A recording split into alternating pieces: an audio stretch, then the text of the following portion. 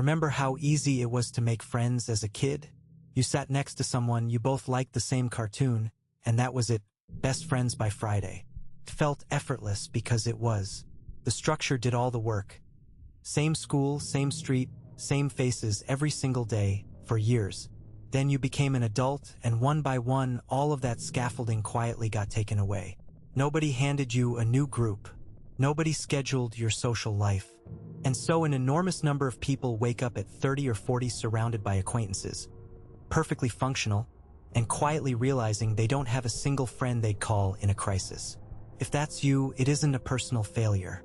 It's a structural one, and structures can be rebuilt. Here's exactly how. In the last video on friendship, we learned the biggest predictor of connection is simply proximity, repeated, low-effort closeness. As a kid, you got that for free. As an adult, you have to manufacture it on purpose. And the single best way is this: anchor yourself to something that repeats with the same people. A weekly class, a run club, a volunteer shift, a regular game night. The activity barely matters. What matters is the same faces on a schedule again and again. Because here's the thing the research is blunt about: you cannot shortcut this with one amazing conversation. Connection isn't built in a single deep moment. It's built in accumulation. So the instruction is almost annoyingly simple. Find the recurring thing, then just keep showing up. Long enough for the strangers to slowly, quietly, become yours. So you've got proximity. Now here's where most adult relationships get stuck forever: at the surface. Two people who like each other fine, talking about work and weekends for years, never crossing into actual friendship. And the reason is simple.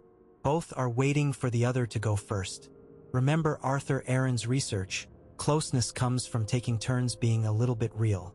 So be the one who opens the door. Not oversharing, not dumping your whole life on a near stranger. Just one small honest step deeper. Instead of "how was your weekend?" try what's something you're actually looking forward to right now. Instead of "what do you do?" try "do you actually like it?" Tiny shifts, but they're an invitation.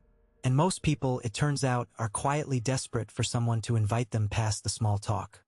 Here's a friendship superpower that costs nothing and almost nobody uses on purpose. Remembering. Not grand gestures, small ones. Someone mentions, in passing, that they've got a nerve-wracking dentist appointment Thursday. And on Thursday you text, "Hey, how'd the dentist go?" That tiny act lands far harder than it should. Because it quietly says something the human nervous system is starving to hear. You matter enough that I held on to you when you weren't in the room. In a world where most people feel a little invisible, being genuinely remembered is almost startling. So pay attention to the small things people tell you. The interview, the sick parent, the thing they were dreading. Follow up. It takes 10 seconds, and it does something most grand gestures never manage. It makes a person feel truly, specifically seen. Let me free you from something. You do not need a big social circle. The research on this is wonderfully clear. What actually predicts well-being isn't the size of your network. It's the depth of your closest few. One or two people who genuinely know you, who you can be completely unguarded with, who'd show up for you without being asked.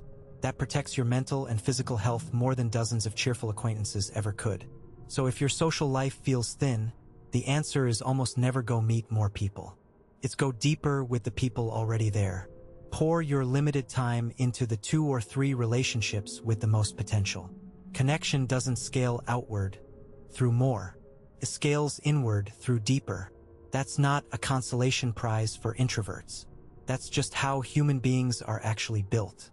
And here's the last one, the hardest, and the one that makes all the others actually work. To be deeply connected, you have to let yourself be genuinely known. Not the polished version. Not the always fine, always capable, nothing to see here version most of us perform. The real one, the one with doubts and mess and things you haven't figured out. Because here's the quiet irony at the heart of all of this. The parts of yourself you most want to hide are almost always the exact parts that let other people feel close to you. Your struggles are what make you human to someone else. Your certainty keeps people at a polite distance. Your honesty is what lets them in. Connection was never built from showing people how well you're doing. It's built every single time from the courage to let someone see how you're actually doing. So that's the whole series. We started with why you can't live without other people, traced the blueprint your first relationships left, learned what makes friendships last, sat with what loneliness really is, and now how to build the real thing on purpose. If there's one thread through all of it, it's this: connection isn't something that just happens to the lucky.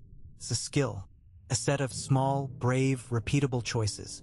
And you can start making them today with one message, one deeper question, one person you decide to actually show up for. If this series meant something to you, send it to someone you'd want to be closer to. That itself is a place to begin. Subscribe for more honest psychology. This is Mind.